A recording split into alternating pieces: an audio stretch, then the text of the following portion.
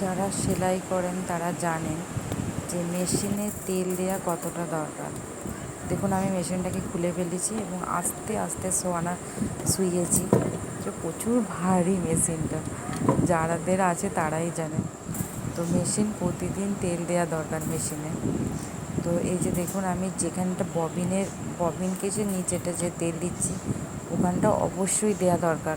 ওখানটা আপনি যদি তেল দেন দেখবেন আপনার মেশিনের আওয়াজ অনেকটাই কম হয়। আর চারিপাশে তো যেখানে স্ক্রু আছে সেখানে তো দিতেই হবে।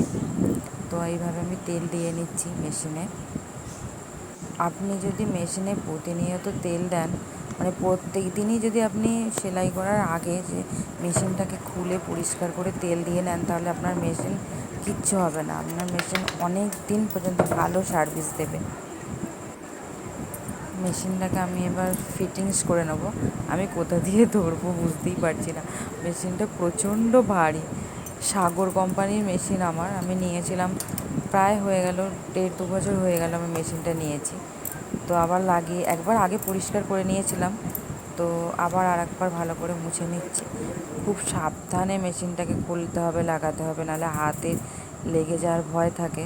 তো এবার আমি ওপর দিকে যে অয়েলিংয়ের অপশানগুলো আছে ওখানে আমি অয়েল করে নেব, মানে তেল দিয়ে দেব।